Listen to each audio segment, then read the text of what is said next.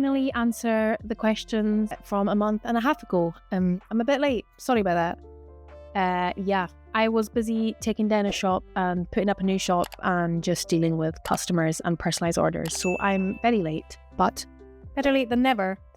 And I'm going to start with questions about the actual business. So let's get right into it. I do feel like a bit of a movie star with my mic, but when I put it here, it kind of flops down. So I'm going to deal with the mic. I'll be like one of the girlies on TikTok that talk with their mics like this. So question number 1, Izzy Buchanan asks, did you get your business off the ground quickly? How long has it taken you to build your business? Well, it's taken 4 years at this point. I started, well, technically 4.5. I started in summer 2019. Back then I was living in Nice and I worked full time in this bar. And this bar was pretty mental. I think it was illegal. Long hours, not getting paid much. And so I drew a map and I put on Etsy and I just would get 1 or 2 orders a week. And once I accidentally, it was all accidental. I never set out to start a business. So maybe that was an advantage because I didn't have that pressure of failing. And I learned about Facebook advertising.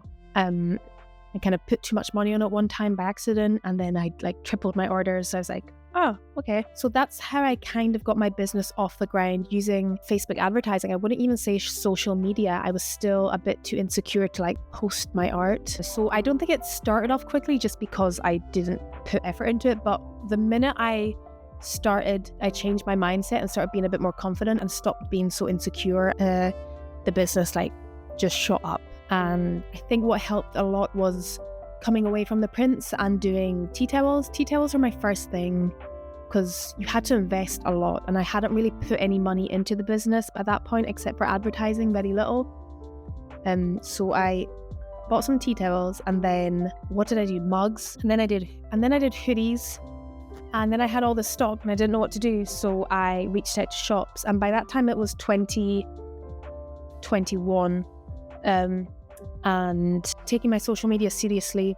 And that's when the business really shot up, when I was actually investing in my time and trying new things and learning how to build a whole collection of stuff.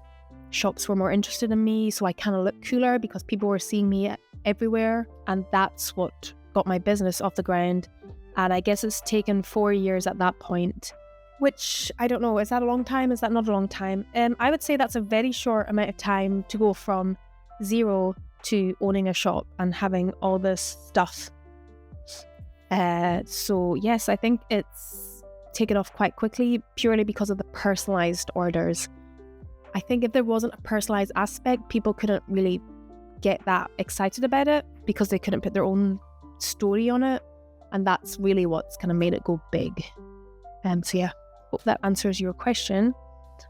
MN Ireland asks, what inspired you to start your own business knowing the challenges of doing so? Well, again, I didn't start it. I didn't set out to start it. So I guess if you don't plan it, you don't see challenges. Looking back, there was a lot of challenges. I think the hardest challenge is to get out of your own mind and just put yourself out there and not care what people think, especially at the start when you don't know if it's going to succeed, and then it's kind of awkward when it fails. So getting over that point of not caring has probably been the biggest challenge, and also putting in a lot of hours at the very start. You're going to have to be obsessed with the business, with your business, if you actually want to become full-time. Depending on what you're selling. Maybe you're selling something really that everyone needs and you don't need to worry too much. But when it comes to art, I think you're going to have to be pretty obsessed with it, because I was obsessed with this business. I would work 13 hours a day. Yeah, I just have my dinner and then work and then wake up and work. And I do my customer orders in the day and then have my dinner. And then at night, I'd be thinking of SEO, how to build a website, how to reach out to shops, what I should be doing, just reading blogs.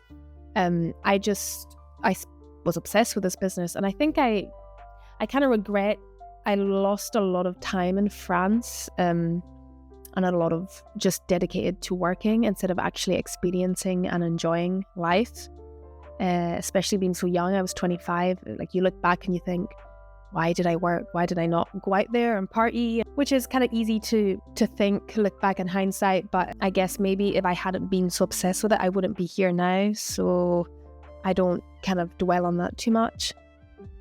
But yeah, knowing the challenges of doing so, it's a wild ride. It's a lot of challenge. It's a lot of putting in money with no guarantee that it's going to come back to you, and just kind of taking risks. And it's much easier now because I know it's going to work, or I know how to do it. But at the very start, it's so difficult to just keep that mindset of keep going. It can be very easy to bring yourself down or get upset, especially when a customer's upset or when a shop doesn't get back to you. It's really easy to take it personally.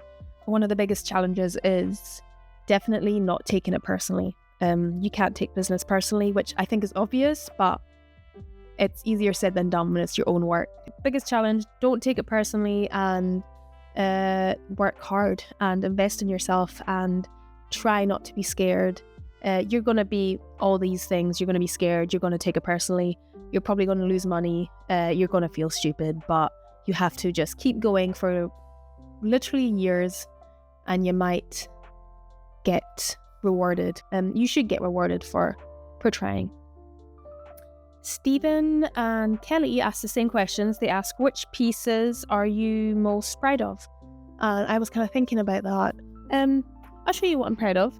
I would say I'm proud of my Beauty of Us piece, just because it's not maps. It's got so much detail in it, and it's really personal to me, and it really means something. Yeah, I'd say I'm probably most proud of that. I do also like my entire Hebrides print because it took so much work. I remember I didn't set out to make this print. A customer asked me if I could do the whole Hebrides. I think it was like Christmas time as well. And I remember I hope they're not watching because they probably are. I remember being a bit annoyed because I had Skye and the Hebrides, but I didn't have the entire Hebrides. And they're like, oh, can you do the entire Hebrides with all the stuff labeled out? And I was a bit like, that is so much work. Like, I don't want to do that. Do not make me do that. And back then I would do anything anyone asks for no extra money. So that took me a long time to make. But once I had it, I was actually like really happy with it, and I could put it on loads of other stuff. So I'm actually really grateful that I like they asked me and they pushed me to do it. And I think a lot of my maps at the time, I've been like, why would I want to make a map of India or South America or China? Like, I'm never going to use that. And now I have a whole collection of posters and that. So it's really helped by customers requesting random things and me doing them. That's not offensive to anyone who's ordered that, but yeah, I would say those two pieces are my favorite. I came in after work specifically because that's when the sun is on the shop and it's all foggy and terrible weather, so it's really dark and I'm not enjoying this lighting. So I'm gonna wrap it up soon and then do the last question about the actual business, and that was from Elliot Jones, who asks what motivates me. There's kind of two separate parts of my life where it's like before the shop and after the shop. So now what motivates me is recently looking at a lot of photography and a lot of YouTubing, seeing how YouTubers have become what they are, looking at their lighting, looking at their microphones and their sound, because this is I don't know how they do it, how they look so professional. And I like photography. I really like street photography. It's really hard to do ISO and exposure times and shutter speeds, and everything I learn I just forget and I get overwhelmed and then sad that I'm not doing it well. There's a really good website I've always used my whole life, Behance, and it's where all the professional creatives like put in their portfolio, and it's always really nicely presented. So I'd always look at that when I was in college. It just always, you've got all these different genres like graphic design, photography, a bunch of fine art, a bunch of stuff, a bunch of categories. So I always kind of browse there every now and then just to see what everyone's up to. I would say that's been my biggest inspiration throughout the years. Currently just trying new things, taking it easy, now that I've still got the shop, finding ways to still stay creative, because now the maps are kind of business. I'm not actually being that creative. I'm just doing business, like emails and deliveries go wrong and wholesale orders, and shops need it now and customers need it now. It's a lot of customer service. Then people come into the shop. So it's actually a lot of business stuff, which is fine. It's my job. And so I'm just trying to stay creative in other ways like photography. And I really hope that I'm getting better at that, or will keep the photography up. But if it's what motivates me, like when I started my business, it's kind of awkward in a way. I actually Googled answers that I could give you that so I could use because it's a bit embarrassing. I don't know how much to share on the internet. What motivated me to really change my mindset and take over the world and make a shop and get into other shops and sell originals and just be an artist. I can actually remember the day specifically. I was always very insecure about my work. I was always very shy. I did not like calling myself that I was an artist. I didn't like talking about my art. I didn't like saying what I did for my job. I'd always be like, oh yeah, I have a little Etsy shop, and oh, I don't know, yeah, it's just something, well, COVID's here, but I don't think it will last. So what motivated me to be like, I'm going to destroy the world, I'm going to do all this stuff. I got mad. I got really mad. Someone I lived with really just, I thought was my friend, really hurt me and embarrassed me. And I think I can be kind of a dramatic person anyway, but when you've moved country and you don't know the language and you want to succeed, but everything's kind of failing, and you just feel a bit embarrassed, I just decided that I had to make this work. Like I had to make this work. There was no maybe this will work. Maybe I'll have a little business. I had to make this work. So what motivated me, I guess, was spite. Is that embarrassing? That's a bit embarrassing. What motivated me was I pretty much nuked my life in the Hebrides to go and be a yacht stewardess. I watched too much Below Deck. So I gave up my job. I ended my relationship. And I was going to be this yacht stewardess, and it didn't work out. It only lasted 4 days. And then I worked in this bar, and it was a really terrible bar. So, you know, it wasn't going to plan. And then this person that I really liked really embarrassed me. And so I was just like, I gotta make something work. So every day I'd wake up and be like, I gotta make it work. I didn't have a clue how to, but I just figured it out. And really, once you change that mindset of, oh, maybe, oh, I don't know, oh, and start actually just saying to yourself, I am going to do this, then you can build something. So yeah, just have a little confidence. I would say that's what is that the answer?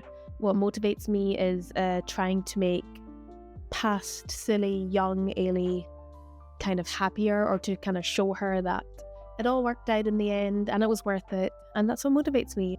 I hope I didn't speak too much. It's dark now. This coming back after the shop didn't work to plan. I would like to do another wee video of the questions that are personally about me instead of the actual business side when it's a bit sunnier and it's a bit nicer, because right now it's miserable weather. Let me show you. Yeah, it's dark.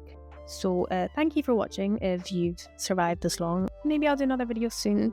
Hopefully it won't take another month to do the rest of it. But yeah, cheers. Bye bye.